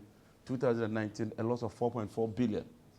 And so you are seeing that the exponential is very, very high. What you call capacity charge is what they say is take or pay. So a developer is not a financier or a financing institution. A developer only comes with a concept. That developer has to go to a financing institution to look for money. No bank, no financial institution would give a developer money and say that buy this plant, come and put it in Ghana, as and when they want it, then you sell and pay. Then how do you even do the cash flows? You must give them the cash flows to show that I can pay. And so when I hear we will do take and pay, I ask them, when you were in power and you were signing those PPAs, why didn't you sign take and pay? Capacity charges are capital recovery charges that you need to get to pay. And so, and that is factored in the tariff structure. So if PURC was allowed to do its work, how come we didn't have that problem under Honorable Tekwe? How come all the IPPs were not threatening to shut down the plants in 2016? Ameri was available, Kappa was available, AXA had come online. How did we manage to pay them? Why is it that today we cannot pay them? You can't eat your cake and have it. So let me assure you, by God's grace, when we assume office, and not if, because I know by God's grace, the people of Ghana would restore the NDC. On 7th of January, we will be transparent with you, the people of Ghana. We would ensure that if it means that taking out some taxes and lowering the cost of energy, we do that. But we wouldn't pretend to be subsidizing. And yet, we cannot pay for that. I also want to put on record that it is completely untrue that this government pays $500 million for capacity or excess capacity annually. Even ECG, and ECG is the only off-taker when it comes to these IPPs. You can bear with me. NEDCO is not. And there are ECG figures. If you go again, I'll show you. The figure of 270 million ECG gives includes the 25% reserve margin. I think the next slide will give it to you. The 25% reserve margin, it is embedded in that 278. When you discount that 25% reserve margin, I'm telling you this so-called excess capacity is mute. At the finance committee, we asked for the details of that 5-point-something billion payments. It turned out that Stratcon, Letasco, and all those fuel suppliers were being paid. You don't pay capacity charges when you consume the power. And you don't consume fuel if you are not consuming the power. Fuel is a pass-through. It's a variable product. So why do you pay fuel about 1 billion and then turn around and say that it's capacity charge? That's alien in that sector. It cannot be true. Please, facts are facts. And if you have some knowledge in that sector, you cannot make that kind of assertion. You lump MMDAs, they are not able to pay. You lump all their payments, you pay, and they say that it's capacity charge. That is not capacity charge. Capacity charge is a fixed component that you need. And it's a capital recovery issue. So please, let me assure you, the IPPs, we would work together. I know going forward that some of the plans will have to come down. T1 is getting old. T2 is getting old. We'll have to phase them out. And so very soon, if we keep saying that we have so much capacity, we might have a problem. If Gridco is able to finish that line and export some power, by and large, it's going down. If we increase our consumption through industrialization, especially with our program for Valco, if we're able to bring Valco and the aluminum industry full scale, then it means that we are really going to be consuming some power. So take it from me, we would ensure that we do the right thing. I don't think there's any other issue again. Okay. Okay. So Thank you. Thank you.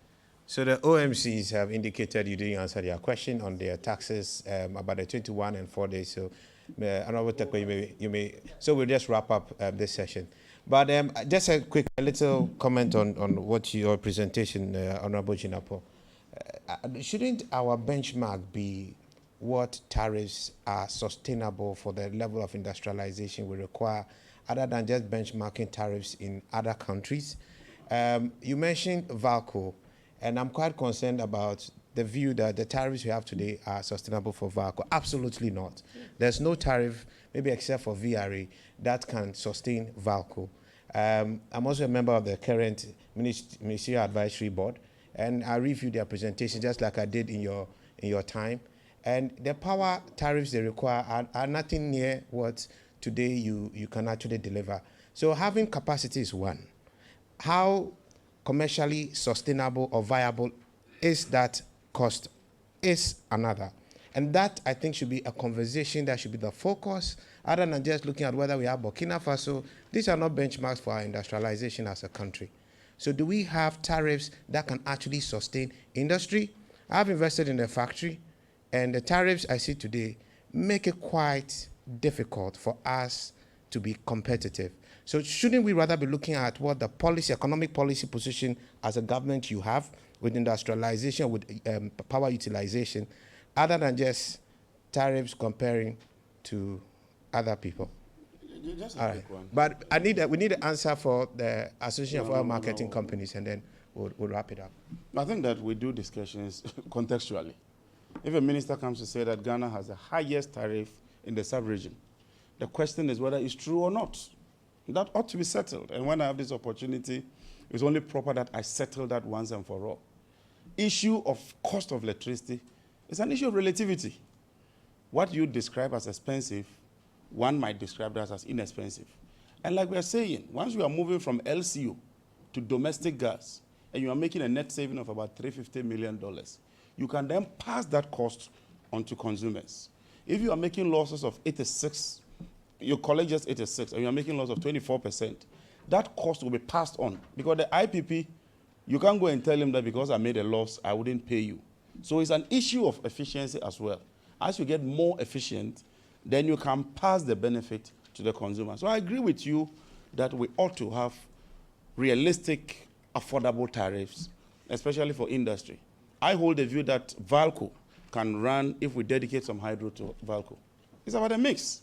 We've done all the numbers. We've cranked the numbers. We've looked at them. And I'm telling you that the VALCO today, as it stands, if you dedicate hydro to VALCO, it will be competitive. Ameri would very soon become our plant. That means I would have paid off the plant, the amount. It becomes a legacy item. You can then deal with some of these issues. So there are issues that we can deal with. We can't settle everything at a policy forum and go into the nitty-gritties. But I just thought that at a high level, I should deal with some of the issues. When we get into the nitty-gritties, we would crank the figures with people like you, and we'll make a very good decision at the end of the day. Thank you very much.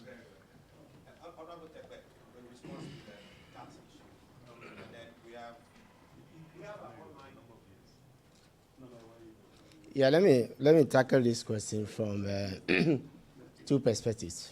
First of all, petroleum, like alcohol, and some other products, happen to be the ones that are subject to excise taxes on environmental and other grounds. And so I think that for the stability of the tax regime, this is the role that these taxes, we often call them the sin taxes or environmental taxes, play, and they are very much part of it. But because of the nature of crisis that countries go through, since the Rawlings administration, we have come to use some of these taxes as counter-cyclical measures, for managing the economy. And those are the taxes we call temporary taxes. So they are basically, there are about three, but the two which are used regularly are import tariffs. Then you have sometimes the environmental taxes, which was used for ESLA, and I'll come to that. And then usually the sectors of companies that even in a crisis tend to make some profit. A good example would be because of the shift to data.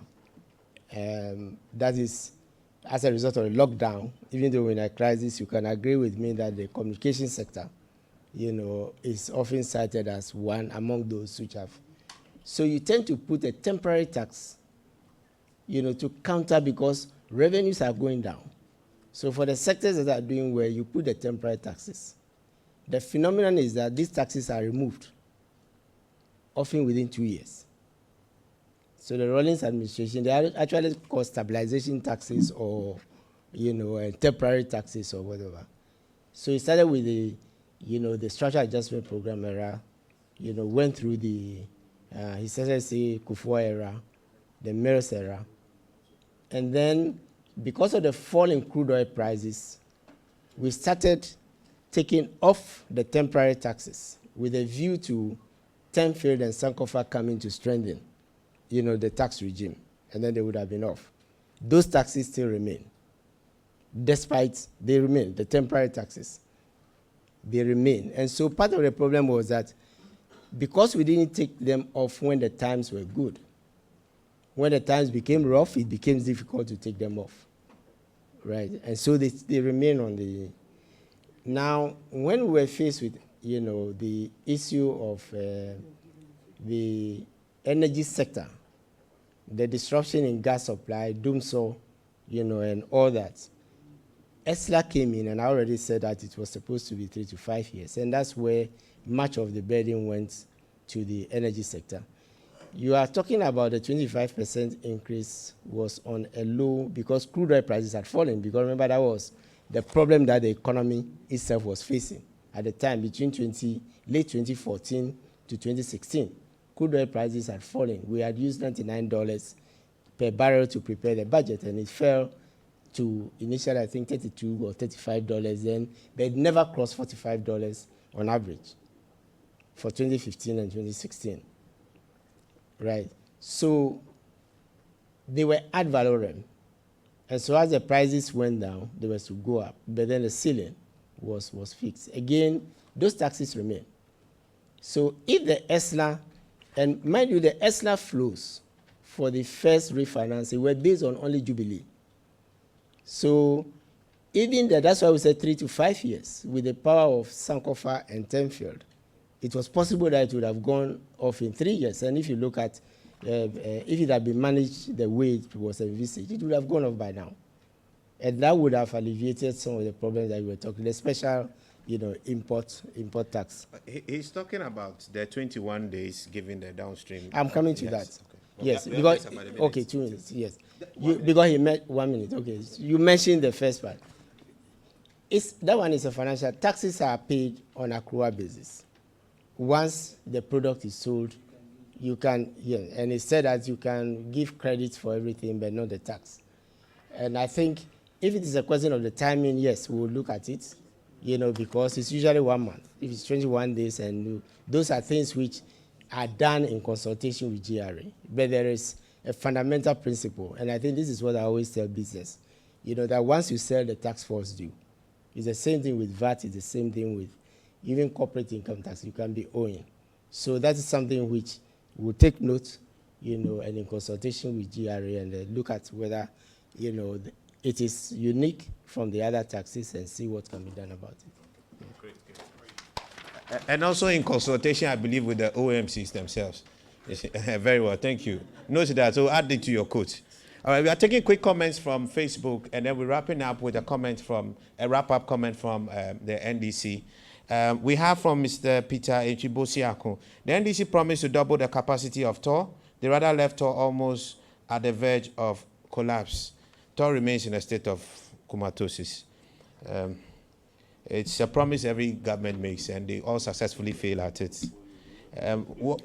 What's the way forward with ECG in the event that the NDC wins the December election? This comes from Christian Alija. And the third one, tell them we don't need their comparative assessment with other countries. We want our own benchmarks. And Derek Tete, I think that's been responded to by Honorable Gina Paul. And there's one last comment from our team's network. How does the NDC, this is from Christian Pesese, how does the NDC People's Manifesto address the governance challenges affecting most state-run energy-related institutions, especially GMPC, TOR, and BOST? The president is responsible for the appointment of the CEOs. The recent Petroleum Hub Development Corporation that will be established as a result of the new law does not solve the governance problems. Will the incoming NDC government do anything different to change the status quo? I think it's a simple problem. We have the party politicians fully dominating most of our institutions. That leads to policy inconsistency, regulatory inconsistency, and also arbitrariness.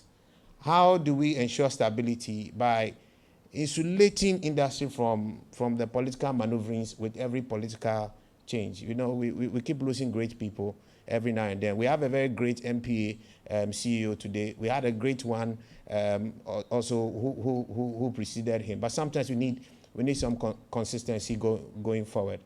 How do you intend to deal with that? So, Mr. Honorable Buah, I think you're wrapping up for the NDC team. While you give us your last wrap-up comment, we'll be grateful if you could respond to these things. ECG and the issue of governance and sustainability in there. Thank you very much. Let me thank the CEO, Mr. Hosea, and the Ghana Chamber of Bulk Oil Distributors for this opportunity. I think that, as has been stated, our record with the distribution sector, the performance of ECG is very clear. ECG recorded clear profits. ECG is on its knees now. We have the experience, we have the capacity, and we intend to basically revamp and make sure the ECG is stronger. And that is exactly what we started the partnership with Compact 2 in the first place. What is the story? That Compact collapsed, and $200 million that is supposed to be for Ghanaians was rolled back because of what you obviously already know. The NDC government, all the English we've talked about, and let me make it clear. What we have seen here is that it is only the NDC government that has a superior record.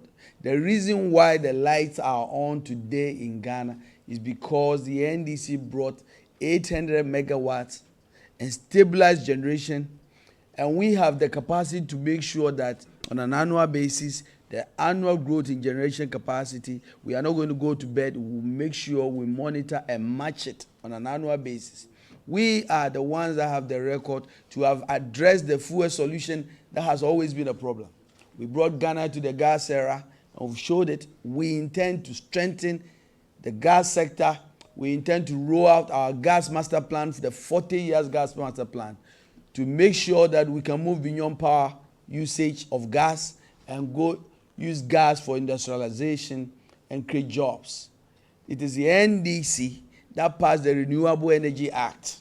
It is the NDC that is going to move Ghana into a renewable energy era and make sure that we can empower even remotest of places in our country and make sure we achieve universal access to electricity.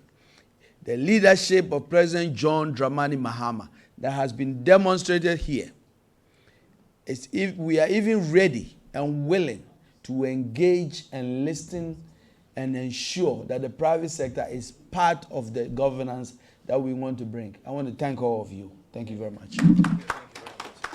On that note, on behalf of industry, I want to say a big thank you to the National Democratic Congress for making time to share their thoughts with us. I want to thank City FM, our media partners, 97.3 FM, Relevant Radio always, for such a yeoman's job.